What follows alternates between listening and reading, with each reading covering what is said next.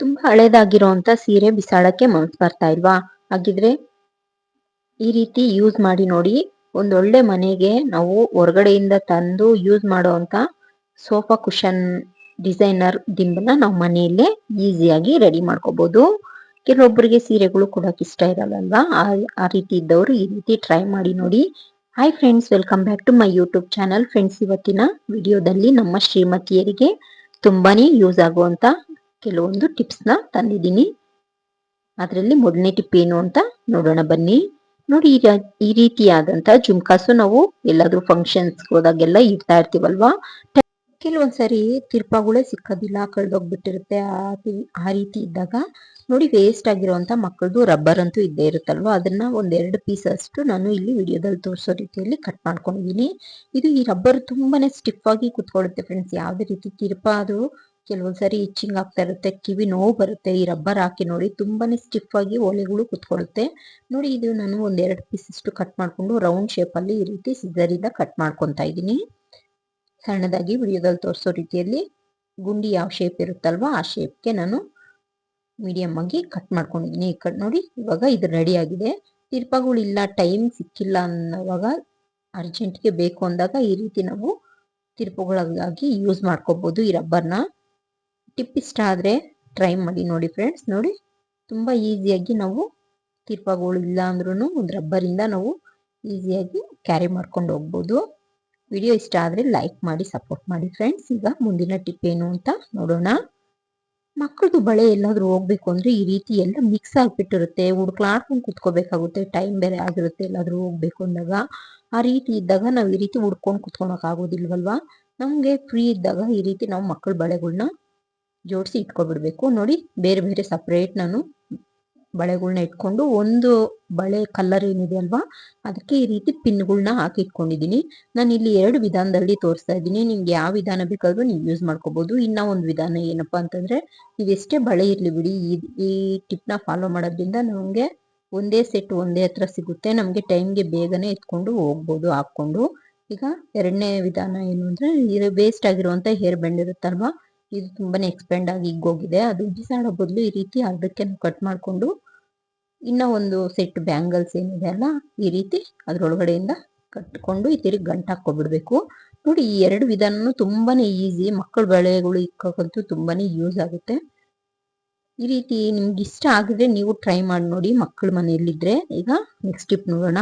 ನೋಡಿ, ವೇಸ್ಟ್ ಆಗಿರುವಂತ ತುಂಬಾ ಹಳೇದಾಗಿರುವಂತ ಸೀರೆಗಳನ್ನ ಕೆಲವೊಬ್ಬರಿಗೆ ಕೊಡಕ್ ಇಷ್ಟ ಆಗಲ್ಲ. ಆ ರೀತಿ ಇದ್ದಾಗ ಒಂದು ವೇಸ್ಟ್ ಸೀರೆ ನೋಡಿ, ಓಲ್ಡ್ ಸೀರೆನ ಈ ರೀತಿ ವಿಡಿಯೋದಲ್ಲಿ ತೋರಿಸೋ ರೀತಿಯಲ್ಲಿ ಸುತ್ಕೊಂತಾ ಬರ್ಬೇಕು. ಈ ರೀತಿ ವಿಡಿಯೋದಲ್ಲಿ ಯಾವ ರೀತಿ ಸುತ್ತಾ ಇದೀನಲ್ವಾ ಆ ರೀತಿಯಾಗಿ ರೌಂಡ್ ಆಗಿ ಸುತ್ಕೊಂಡು ಕೈಯಲ್ಲಿ ರೀತಿ ತಿರುಗಿಸ್ಕೊಂತ ಸುತ್ಕೊಂಡು ಬರ್ಬೇಕು.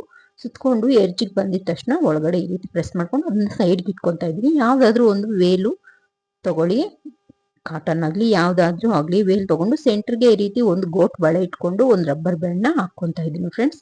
ನೋಡಿ, ವಿಡಿಯೋದಲ್ಲಿ ತೋರಿಸೋ ರೀತಿಯಲ್ಲಿ ಈ ರೀತಿ ಮತ್ತೆ ವೇಲ್ನ ಹಾಕೊಂಡು ಸೆಂಟರ್ ನಾವೇನ್ ಸುತ್ತಿರ್ತೀವಲ್ವಾ ಸೀರೆ, ಅದನ್ನ ಸೆಂಟರ್ಗೆ ಈ ಬಳೆ ಏನಿದೆ ಅಲ್ವಾ ಜಾಗ ಸೆಂಟರ್ ಪಾರ್ಟ್ಗೆ ಇಟ್ಕೋಬೇಕು. ನೋಡಿ, ವಿಡಿಯೋದಲ್ಲಿ ತೋರಿಸೋ ರೀತಿಯಲ್ಲಿ ಈ ರೀತಿ ಇಟ್ಕೊಂಡು ಸೆಂಟ್ರಲ್ಲಿ ಈ ರೀತಿ ಬಳೆನ ಸ್ವಲ್ಪ ಮೇಲಕ್ಕೆ ಎಳ್ಕೋಬೇಕಾಗುತ್ತೆ. ಈ ರೀತಿ ಎಳ್ಕೊಳೋದ್ರಿಂದ ತುಂಬಾ ಸ್ಟಿಫ್ ಆಗಿ ಕುತ್ಕೊಳ್ಳುತ್ತೆ.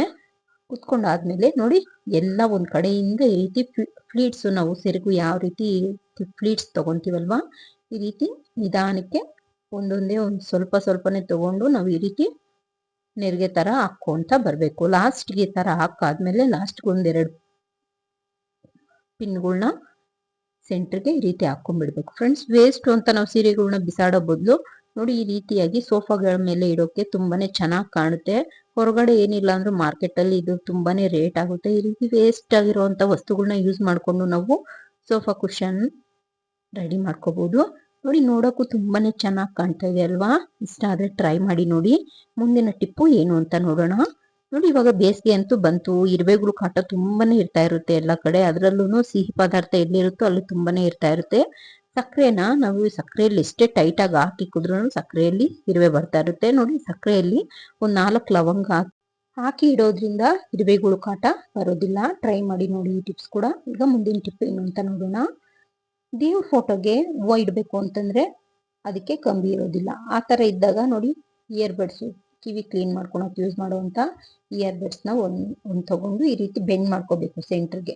ಬೆಂಡ್ ಮಾಡಿಕೊಂಡು ಹಿಂದೆ ಒಂದು ಟೇಪು, ಸೆಲ್ಲೋ ಟೇಪು ಯಾವುದಾದ್ರೂ ಬ್ಲ್ಯಾಕ್ ಆದರೂ ಯಾವುದಿದ್ರೂ ಪರವಾಗಿಲ್ಲ, ಈ ಥರ ಅಂಟಿಸ್ಕೊಂಡ್ಬಿಟ್ರೆ ನೋಡಿ ಹೂವು ಇಡೋಕ್ಕೆ ತುಂಬ ಒಳ್ಳೆ. ಮಳೆ ಇಲ್ಲ ಅಂದ್ರೂ ಒಂದೊಂದು ಫೋಟೋಗಳಿಗೆ ಬಂದಿರಲ್ವಲ್ವಾ ಮೊಳೆ, ಆ ಥರ ಇದ್ದಾಗ ಈ ರೀತಿ ನಾವು ಹೂವು ಇಡೋದಕ್ಕೆ ನಾವು ಮನೆಯಲ್ಲೇ ರೆಡಿ ಮಾಡ್ಕೋಬೋದು. ಒಂದು ಇಯರ್ಬಡ್ಸೇ ಆಗಲಿ ಇಲ್ಲಾಂದರೆ ಪೆನ್ ಕ್ಯಾಪ್ ಆದರೂ ಪರವಾಗಿಲ್ಲ ಫ್ರೆಂಡ್ಸ್, ತುಂಬ ಈಸಿಯಾಗಿ ನಾವು ಹೂವು ಇಡೋಕ್ಕೆ ರೆಡಿ ಮಾಡ್ಕೋಬೋದು. ಟ್ರೈ ಮಾಡಿ ನೋಡಿ. ನೆಕ್ಸ್ಟ್ ಟಿಪ್ ನೋಡೋಣ. ನೋಡಿ ಬೇಸಿಗೆ ಇವಾಗ ಜ್ಯೂಸ್ ಅಂತೂ ಎಲ್ಲ ಮಾಡ್ತಾ ಇರ್ತೀವಿ, ಬೇಸಿಗೆ ಇರೋದ್ರಿಂದ ಕುಡಿತಾ ಇರ್ತೀವಲ್ವಾ.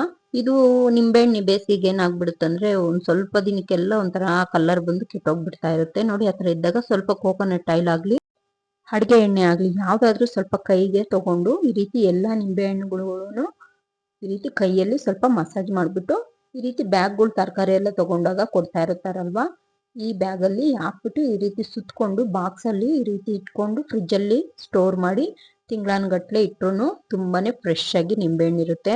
ಟ್ರೈ ಮಾಡಿ ನೋಡಿ ಫ್ರೆಂಡ್ಸ್, ಇಷ್ಟ ಆದರೆ. ಈಗ ಮುಂದಿನ ಟಿಪ್ ಏನು ಅಂತ ನೋಡೋಣ. ನಾನು ಇಲ್ಲಿ ಕೆಲವೊಂದು ಇಯರ್ಬಡ್ಸ್ನ ತಗೊಂಡಿದ್ದೀನಿ. ಇದನ್ನ ನೋಡಿ ಗ್ಲೂಗನ್ ತಗೊಂಡು ನಾನು ಈ ರೀತಿಯಾಗಿ ವಿಡಿಯೋದಲ್ಲಿ ತೋರಿಸೋ ರೀತಿಯಲ್ಲಿ ಡಿಸೈನ್ ಆಗಿ ನಾನು ಇಟ್ಕೊತಾ ಇದ್ದೀನಿ. ನೀವು ಫಸ್ಟ್ ಈ ರೀತಿ ಇಟ್ಕೊಂಡಾದ್ರೂ ಗ್ಲೂಗನ್ನಲ್ಲಿ ಗಮ್ ಹಾಕಿ ಮೆತ್ತಿಸ್ಕೋಬೋದು, ಇಲ್ಲಾಂದರೆ ಫೆವಿಕಲ್ ಆದರೂ ಹಾಕಿ ಮೆತ್ತಿಸ್ಕೊಳ್ಳಿ. ಅಂಟಿಸ್ಕೊಂಡ್ರೆ ನೀಟಾಗಿ ಅಂಟ್ಕೊಂಡ್ಬಿಡುತ್ತೆ. ನಾನು ಇಲ್ಲಿ ರೆಡಿ ಮಾಡಿ ಇಟ್ಕೊಂಡಿದ್ದೀನಿ. ಇದನ್ನ ನಾವು ಟೀ ಕಪ್ಗಳು ಇಡೋಕ್ಕಾದ್ರೂ ಯೂಸ್ ಮಾಡ್ಕೋಬೋದು, ಇಲ್ಲಾಂದರೆ ಕಿಚನ್ನಲ್ಲಿ ಮನಿ ಪ್ಲ್ಯಾಂಟ್ಸ್ನ ಇಟ್ಟಿರ್ತೀವಲ್ವಾ, ಒಂದು ಬಾಟ್ಲಲ್ಲಿ ಹಾಕಿಟ್ಟಿದ್ದೆ ನಾನು. ನೋಡಿ ಅದು ಇಟ್ಕೊಳಕ್ಕೂ ನಾವು ಆರಾಮಾಗಿ ಯೂಸ್ ಮಾಡ್ಕೋಬೋದು. ಕ್ಲೀನ್ ಮಾಡಬೇಕು ಅಂದ್ರೂ ಈಸಿಯಾಗಿ ಆ ಕಡೆ ಈ ಕಡೆ ಹೇಳ್ಕೊಂಡು ಕ್ಲೀನ್ ಮಾಡ್ಕೋಬೋದು. ನೋಡೋಕ್ಕೂ ತುಂಬಾ ಚೆನ್ನಾಗಿ ಕಾಣ್ತಾ ಇರುತ್ತೆ ಫ್ರೆಂಡ್ಸ್. ನೋಡಿ ನೀವೇ ನೋಡ್ತಾ ಇರ್ಬೋದು. ಇಷ್ಟ ಆದರೆ ನಿಮಗೆಲ್ಲ ಈ ವಿಡಿಯೋ ಇಷ್ಟ ಆಗಿದೆ ಅನ್ಕೊತೀನಿ. ನಾನು ತೋರಿಸಿರೋಂಥ ಯಾವ ಟಿಪ್ ಆದರೂ ನಿಮಗೆ ಯೂಸ್ಫುಲ್ ಅನಿಸಿದ್ರೆ ಪ್ಲೀಸ್ ನನ್ನ ಚಾನಲ್ಗೆ ಸಬ್ಸ್ಕ್ರೈಬ್ ಮಾಡಿಕೊಂಡು ಪಕ್ಕದಲ್ಲಿ ಬರೋ ಬೆಲ್ಲೈಕನ್ನ ಕ್ಲಿಕ್ ಮಾಡಿ. ಹಾಗೆ ಯಾರೆಲ್ಲ ನನ್ನ ಚಾನಲ್ಗೆ ಹೊಸದಾಗಿ ವಿಸಿಟ್ ಮಾಡ್ತೀರಾ ಪ್ಲೀಸ್ ನನ್ನ ಚಾನಲ್ಗೆ ಸಬ್ಸ್ಕ್ರೈಬ್ ಮಾಡಿಕೊಂಡು ಸಪೋರ್ಟ್ ಮಾಡಿ. ವಿಡಿಯೋ ಇಷ್ಟ ಆದರೆ ನಿಮ್ಮ ಫ್ಯಾಮಿಲಿ ಫ್ರೆಂಡ್ಸ್ಗೂ ಶೇರ್ ಮಾಡಿ. Thank you so much friends.